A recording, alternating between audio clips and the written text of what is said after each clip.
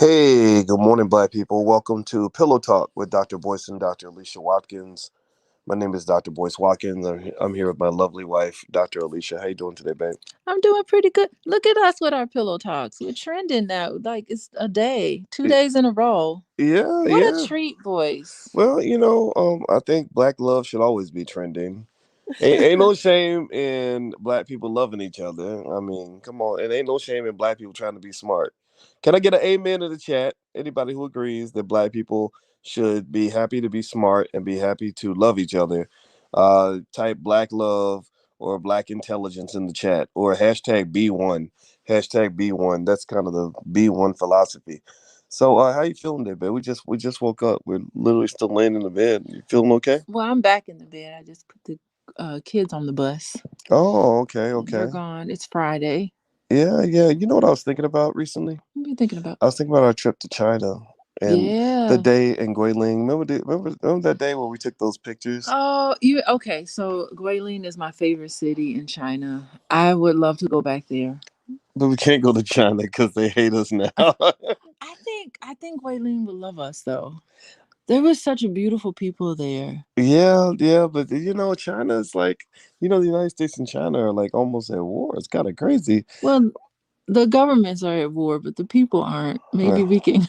Maybe yeah. you know what? I'm just happy that I was there, and I'm glad we have pictures. But it'll be quite a while before I go back. But as soon as it's safer, I Mm. want to go back to Guilin. I would like to just fly into Guilin and just spend several days there. That place was just the most beautiful place. Yeah, yeah, yeah. We took those pictures where we stood in front of each little statue and Yeah, kind of just did the little pose that was for like that they were doing. And I remember that day. That was like a really awesome day. it was probably a very romantic day. I just remember just being. We saw that play. Remember, we saw that play, and it was like a man meets a woman and they fall in love. It was like the Well, whole entire scene was just romantic. It was really misty outside, mm, almost like rainy misty. hmm. And we got to drink that tea. And Well, remember that? and the play wasn't ratchet. Like in the United States, it's got to always have some crazy drama, somebody getting shot, somebody cheating on somebody done did something terrible. I feel like that's kind of, unfortunately, that's what we're used to in American media. We're not used to like nice simple Oh, it stories. was a beautiful story. Yeah, yeah, and I And the enjoyed that. people were really cool. Oh, don't share that picture. Don't share that picture. No, please, you gotta get my permission first. Let me well i see. I'm Pick just. a flattering photo. And then I liked about Guilin was when I talk about the people look, because it's the southern part of China, to me Hmm. they had more like black features. Right, right. Like their noses were thicker. They just Hmm. seemed to be a little more cultural in terms of it. They just seemed more black Yeah, in I that agree. part of China. well So I I felt like I felt you could just feel it. Their skin was darker. I noticed in the northern part, their skin was lighter. Mm. Well, yeah, well, we did that trip about 3 years ago, and we'll talk more about that at a different time. But y'all didn't come here to just hear us reminisce about our trip to China. Well, we talking Uh about how but today, romantic Guilin was, and yeah, we have a non-romantic story. oh, very unromantic. So there's this doctor, right?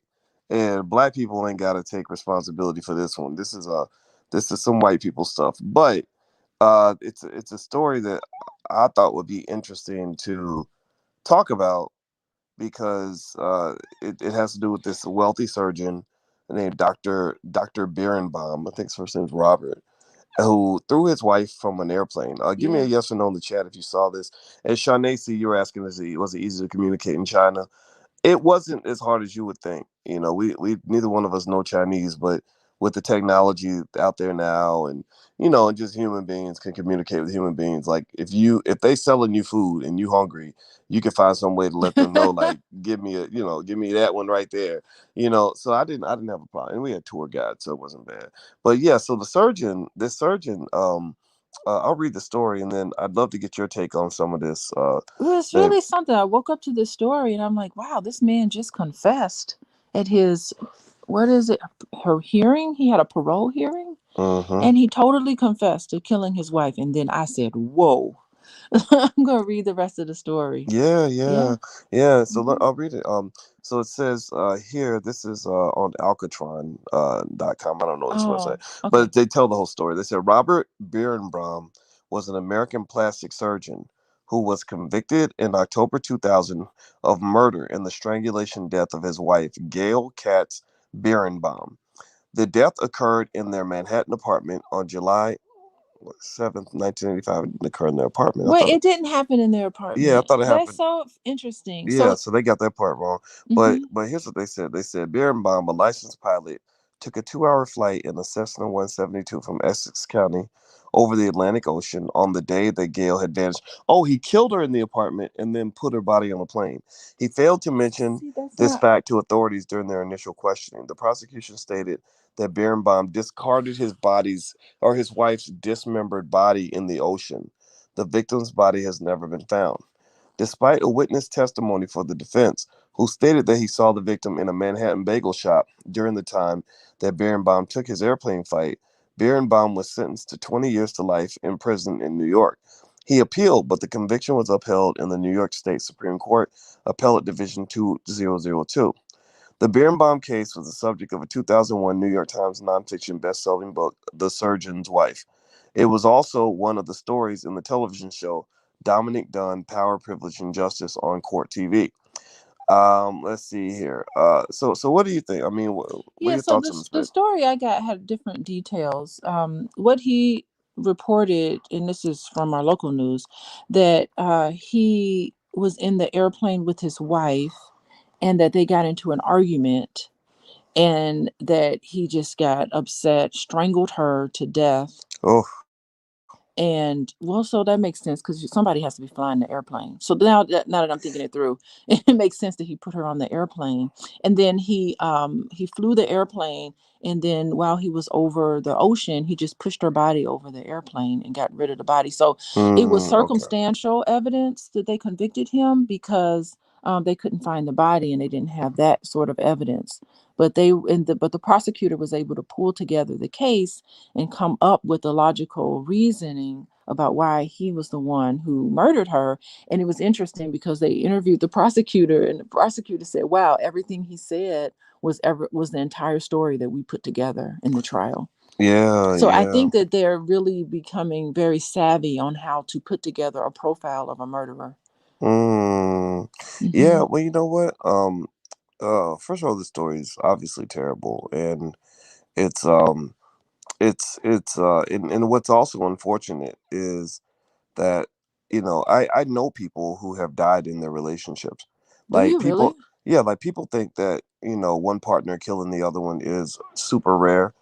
Um, in fact, let's do a little quick test. I'd be curious to know how rare my experience has been. But how many of you know somebody who was killed in their relationship?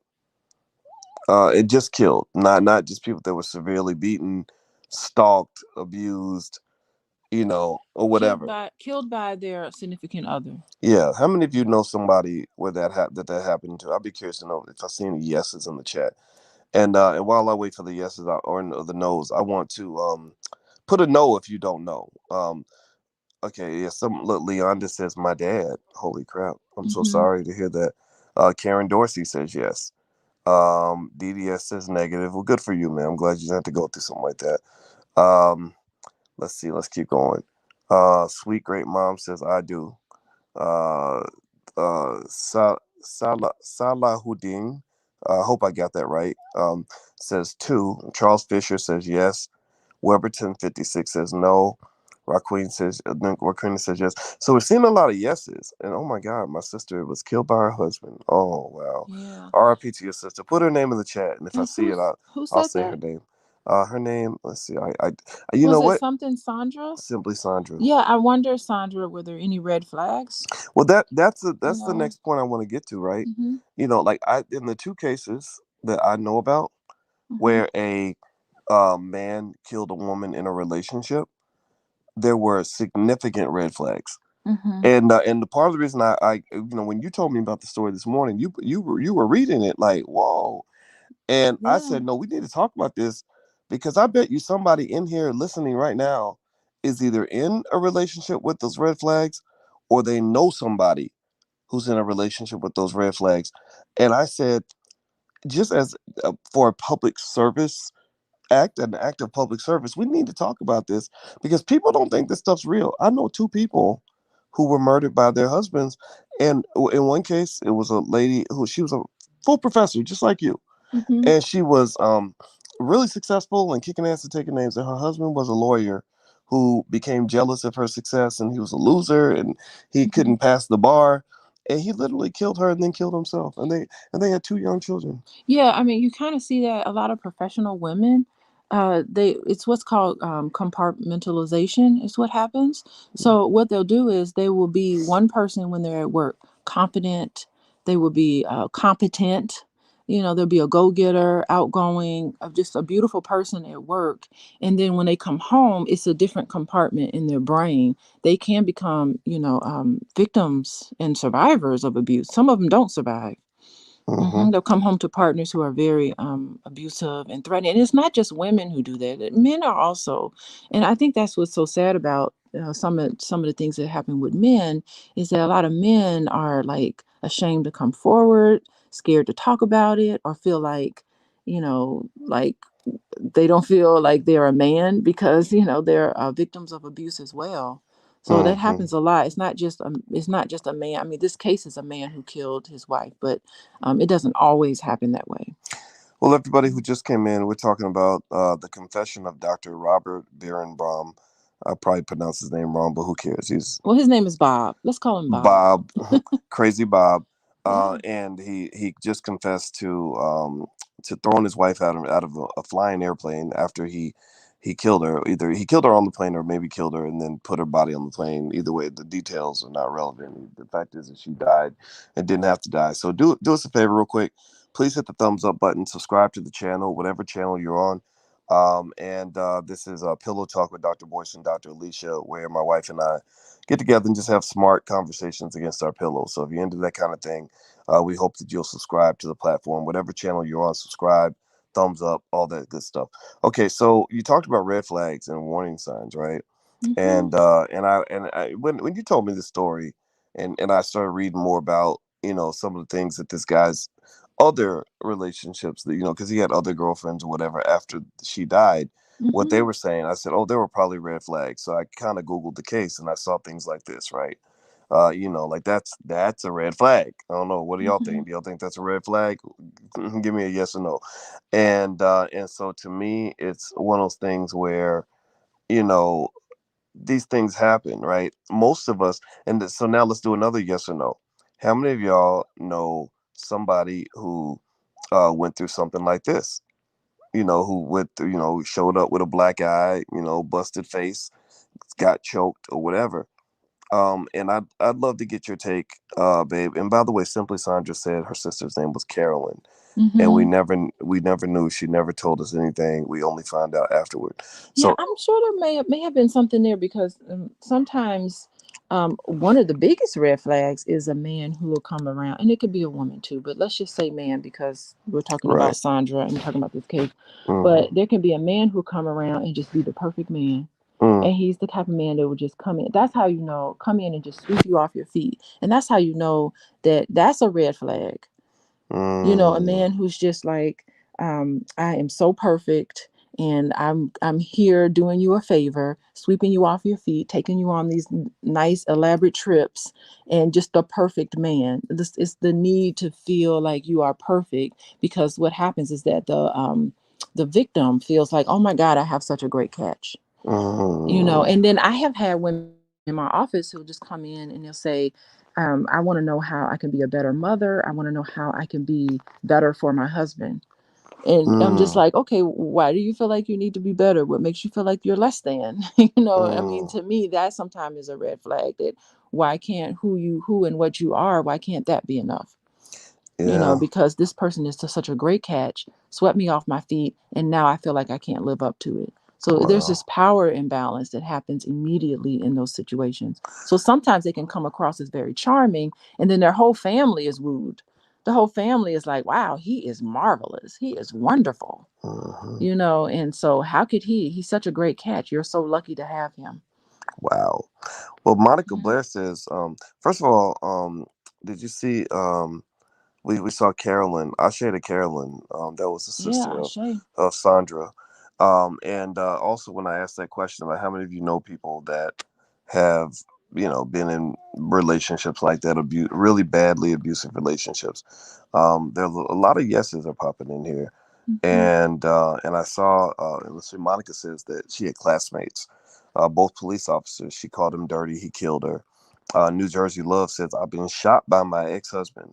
Whew. Okay, okay. Well, thank goodness he's your ex-husband, because that's a red flag. Yeah, hopefully she's healed, physically, of course, but emotionally too. I can imagine what that Mm, does to somebody, you know. yeah. Oof. And Chris MC says, I used to be that person. Shoot. Yeah, yeah, I think that's thank you, Chris, for coming forward saying that you used to be that person because I do think that of course the extreme cases that extreme narcissism and extreme controlling abusive behavior, that's tough to come Hmm. around, but there are many treatment programs out there that actually can raise awareness, and you can be able to see some of your patterns and be better and do better, so a lot of men and women can come around.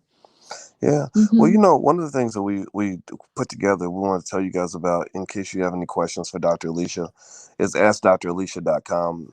If you go to that URL, you can actually leave a question. And what we'll do is we will answer your question and respond on the blacklovechannel.com. That's a place where we celebrate Black love and talk about relationships and all that. And while admitting that none of us is perfect, none of us, including us too, of course. And but if you have a question for Dr. Alicia, you can go to askdralicia.com, and we will answer the question and put the answer on the blacklovechannel.com. So a couple of times a week we'll answer questions. All right, so here's more in terms of this story about Dr. Robert Bierenbaum, the guy who allegedly threw his well, not allegedly, Not allegedly, he he confessed, has you're right, confessed. he confessed to throwing his wife from a plane. And actually, I think just out of respect for his wife, I'd like to. His wife's name was Janet, and and but wait a minute. Oh, he had another one. His new wife was Janet. So this is interesting. So there was a picture I saw of him during his trial, and what's really interesting is this guy. I guess he had another wife by the time he was on trial. He had another because they showed a picture of him walking after the trial, and they said with his wife Janet. But I'm like, how was she walking with him if he's dead? But obviously, or Okay, she's so dead, obviously, he had another. right? So let me go back and find her name because I think we should just say her name as we're saying. I feel like saying names is really important. Um, yeah, so they said a former plastic surgeon who had long denied killing his wife confessed to strangling her to death and throwing her body out of an airplane, according to a report on Thursday.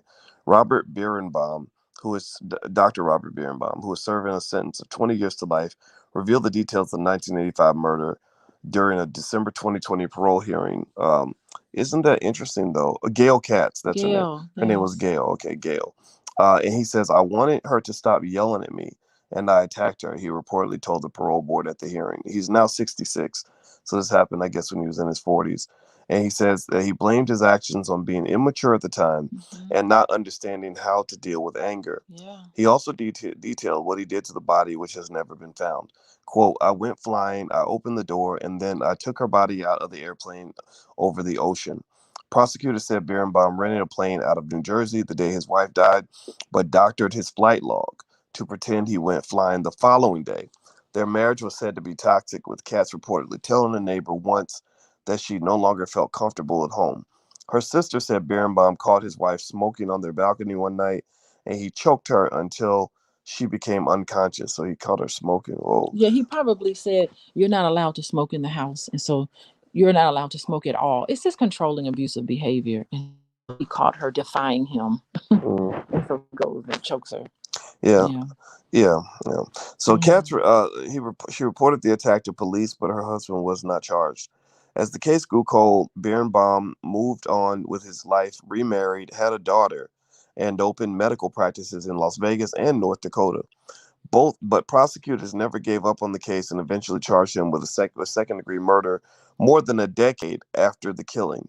Katz's sister, Elaine, told the court during Bierenbaum's sentencing hearing in 2000 that her brother-in-law killed the victim, quote, to prevent her from exposing him as a violent and twisted man, according to the New York Times. One of the prosecutors in the case, Dan Bibb, told ABC he was stunned by Bierenbaum's confession because he thought the Mm-hmm. convicted murderer would never own up and take responsibility for his actions. Birnbaum remains in prison, but he gets another shot at parole at a hearing scheduled for November, according to the network. ABC's reporting is part of a 2020 special. Okay, Yeah, so what I are your doubt they're thoughts? gonna give him parole. He's not gonna get parole for that. So he probably just said, you know what, I need to confess so I can get out of prison. He wants Mm, to get out, but I don't see them. And I think what's interesting about this case, because I read a different article.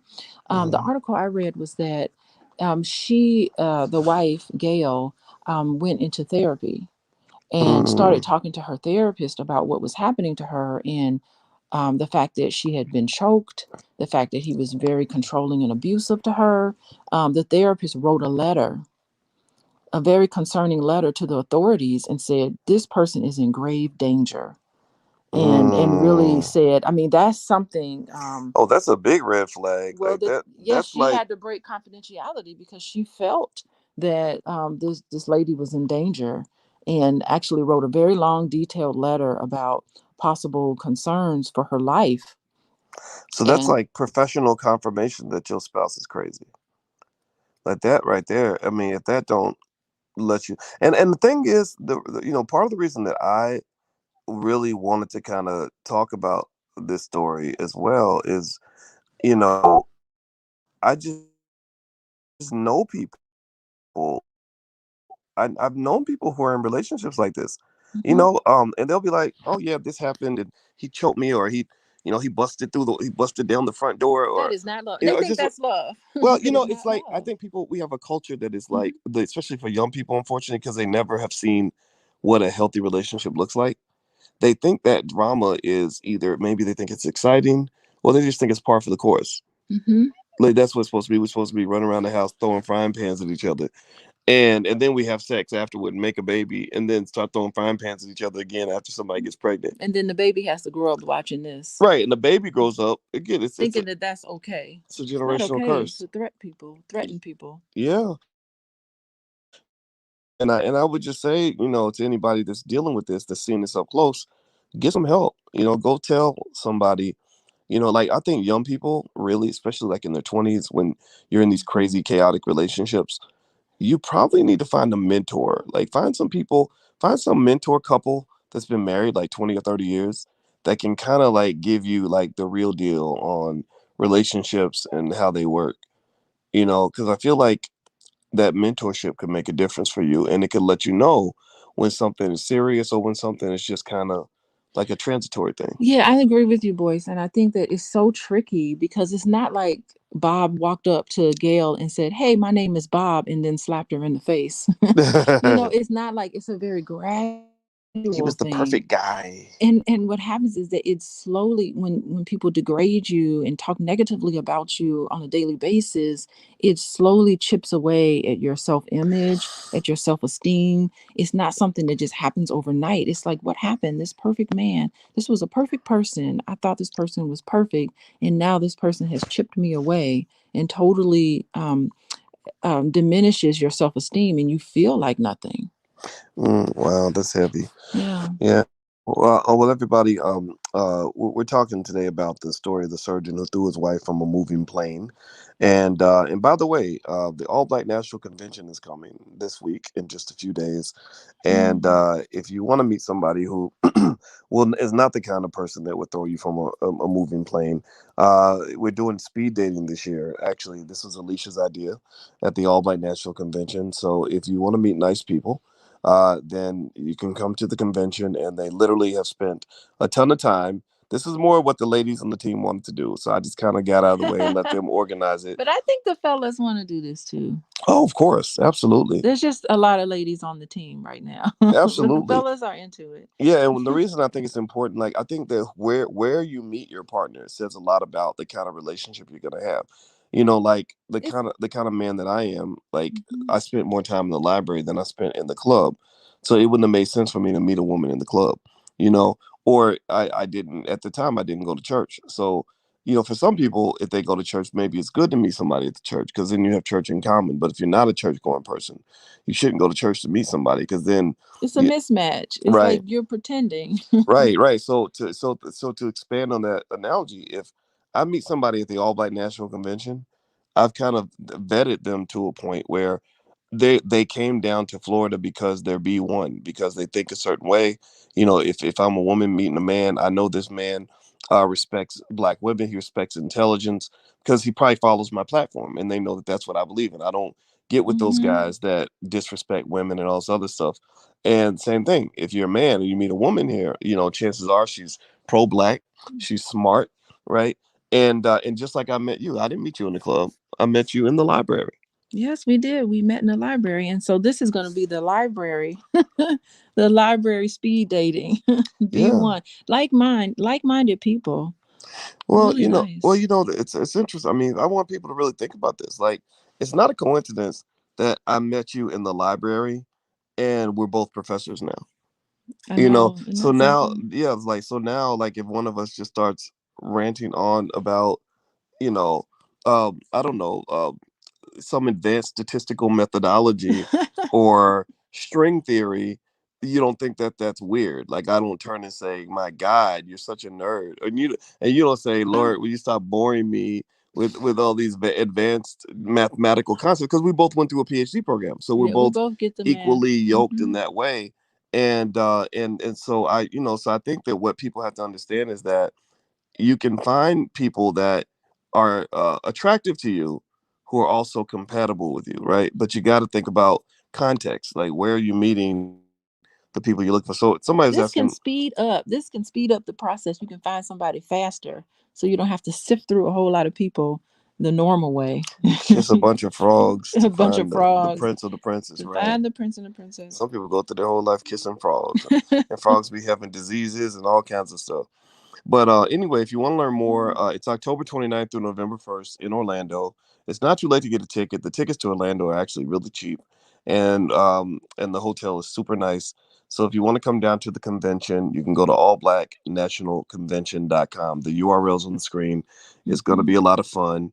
And we're going to not just speed date, we're actually going to have literally 60 speakers with 27 different panels and breakout sessions on everything from crypto to relationships to investing to politics, everything Black people want to talk about. So that's what we do with the conventions, and it's an annual thing. But the So speed dating is on a Friday, and I think that's really nice to get out and to meet singles like yourself, like-minded mm, singles, and then you can spend the rest of the convention getting to know each other. that's a good point. Yeah, Yeah, the speed dating is Friday. Yeah, it's Friday. yeah. So if you It breaks the ice.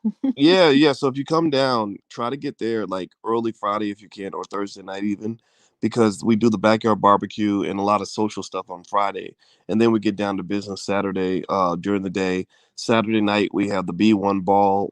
We have the awards ceremony where we give out things like the Black Excellence Award and stuff like that.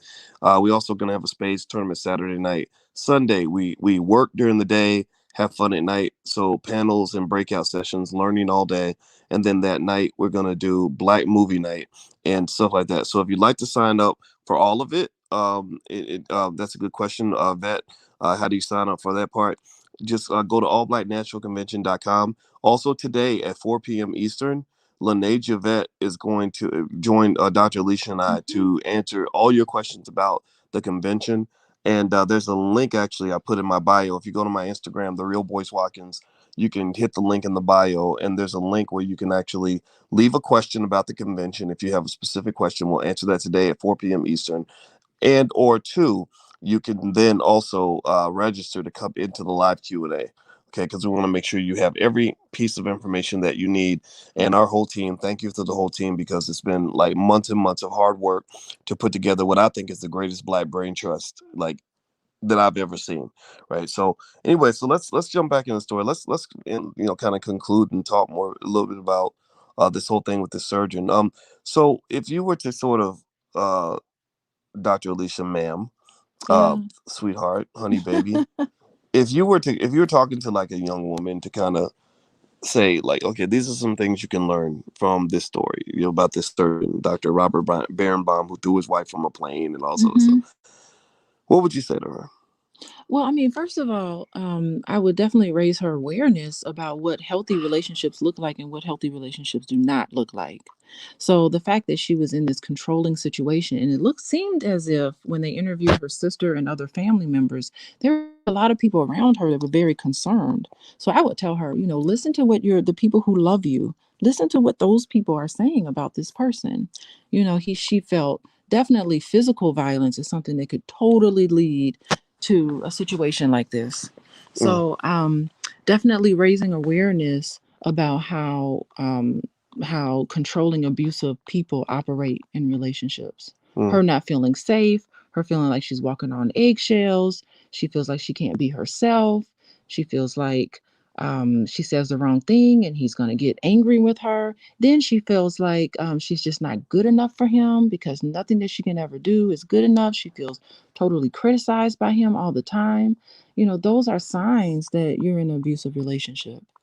And if it's extreme like what this man was doing, I mean, look at that eye. If it's mm. extreme like that, I mean, that is definitely concerning. Well, what I would say is, and I give more Uncle Boyce advice because you're the licensed professional, Mm-hmm. and I'm just the guy who's been a black man his whole life. Mm-hmm. What I would say is, if when I talk to young women, because I've had conversations with young women that I mentor about things like this, you got to take this shit seriously. Like, you can't just be like, oh, he punched me in the face, but he promised he would never do it again. Like, relationships are tough because it's like sometimes it could be poison attached to a piece of candy. Mm-hmm. Like, maybe the person seems like a great person 99% of the time. The sex is amazing, right? Mm-hmm. Especially the makeup sex, like, that's all real. We all go through that, right? But you have to understand that 1% can kill you.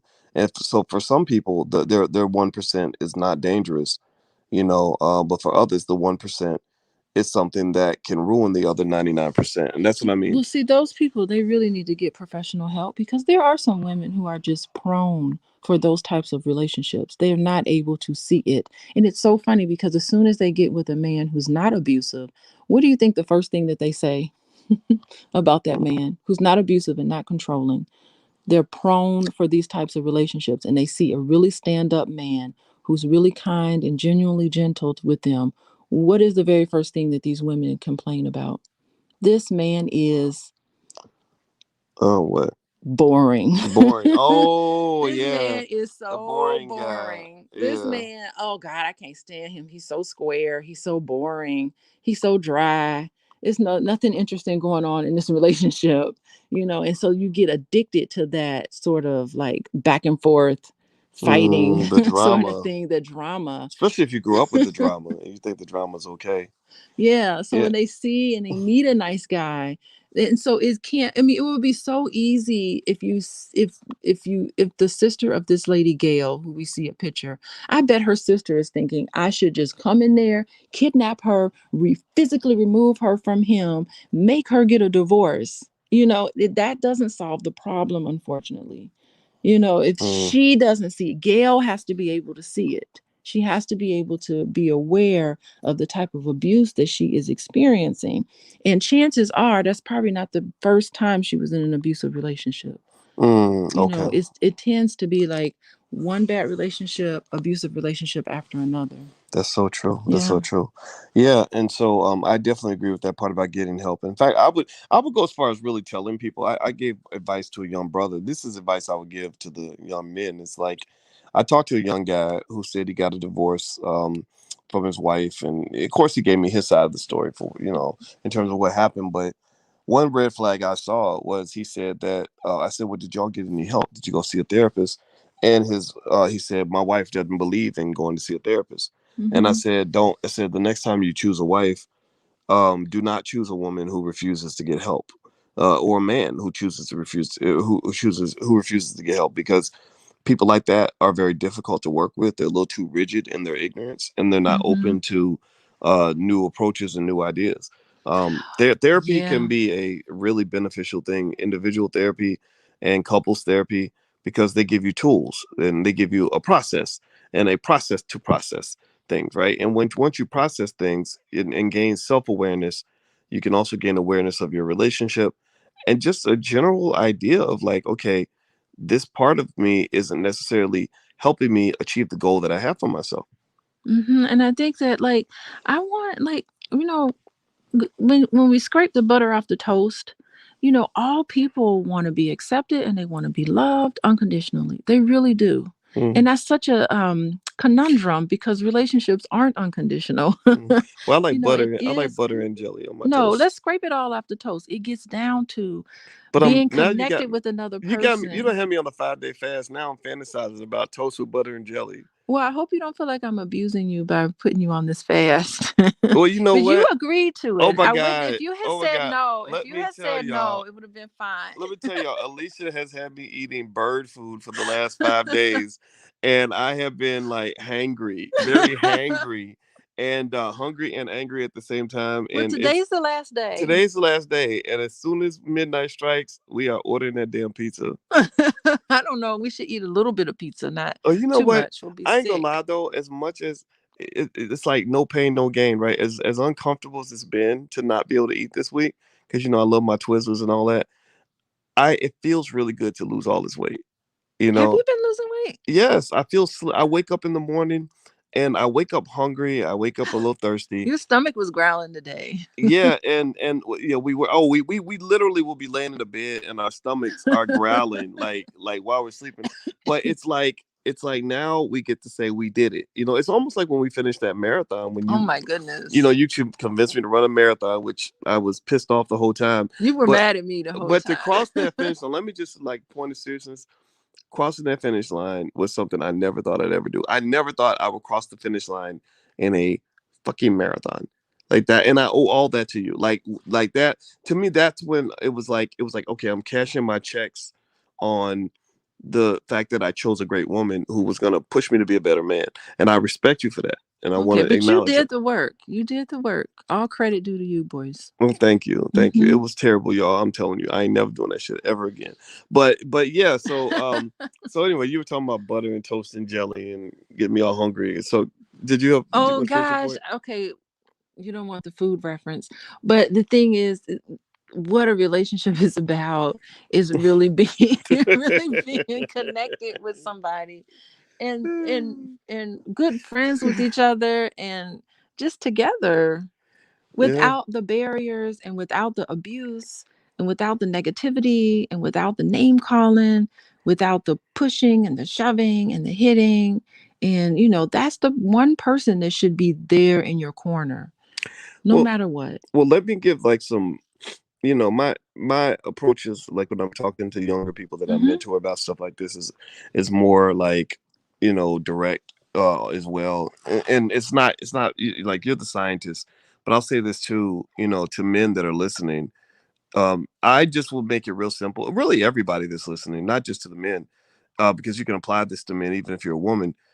It's never appropriate to hit somebody in your relationship. Like, just keep your Hmm. hands to yourself. Don't let nobody hit you. Don't you be hitting nobody. Hmm. Period. Like, if we all keep our hands to ourselves, then all that stuff goes out the window. And I just tell guys, no matter how mad you get, or whatever, like just come on, seriously. Like, you are a man, you have testosterone, you're stronger than her. So even if you were to hit me, which thank God you wouldn't do that, but even if you were to hit me, I'm stronger than you. And I can't sit here and be like, well, my wife slapped me, so I punched her in the face. Like, that don't fly. That's some BS, right? But still, you shouldn't slap me, which you don't, and I know you wouldn't, and I Mm-mm. wouldn't hit you. So it's kind of like one of those things where it's some of that's pretty basic. And I would also say that if a person insists on putting their hands on you, because let's be honest, like a lot of relationships have a lot of fighting back and forth. Hmm. um if they put their hands on you, walk away, like walk out the door and never come back. Find somebody that knows how to deal with their emotions in a mature fashion. Eh, Okay, you know so I found this statistic. It says, according to the statistical information gathered by the Battered Women's National Crisis Center organization, within a single year, 7% of American women, or 3.9 million, are who are married or living with someone as a couple are physically abused. That's 7%. Okay. Wow. Now, however, 37% or 20 million people compared to the 3.9 million of physically abused. 20 million people are verbally or emotionally abused by their spouse or partner. That Mm, is one third that's sad. of the people That who are makes me sad. living or I'll, married with someone. One third. I'll put a sad face up because Yeah, put a sad face that's to very that. sad. One third.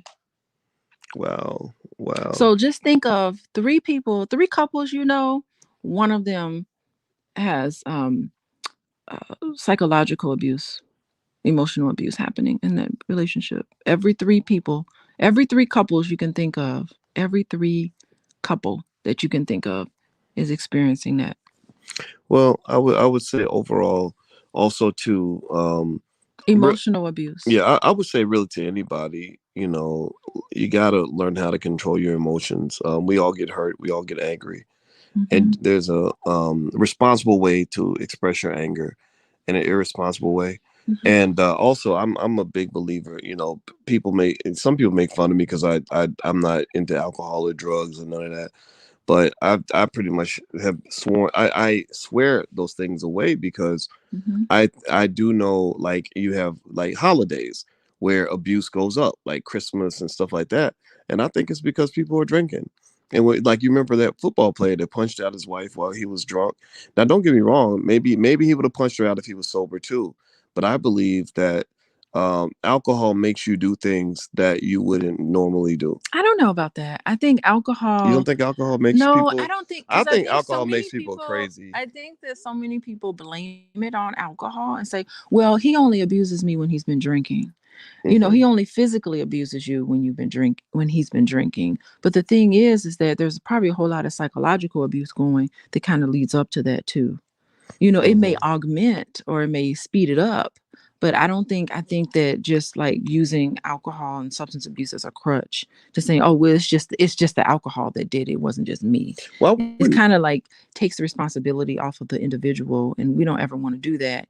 And the thing is, like, with But psychological no, but abuse. remember Mhm. though, like, there's laws that say, for example, that if a woman is drunk and you say, "Hey, will you have sex with me?" and she says yes, that could, some people define that to Women be cannot consent, right, right, right, right, depending right. on what But state you live but in. listen, but Hmm. listen. So the argument is, because she's drunk, she's not responsible for her choices, right? Now, some people can debate that one way or the other, but that is a perspective, right? Well, So, it is debatable. what I'm going to say though on that is that I believe that alcohol does alter people's behavior. I can name guys I know who got life in prison, who shot somebody when they were in the club. And I firmly believe that if they hadn't been drinking and feeling like Superman in that moment, they wouldn't have went to the car and got the gun and shot the bouncer.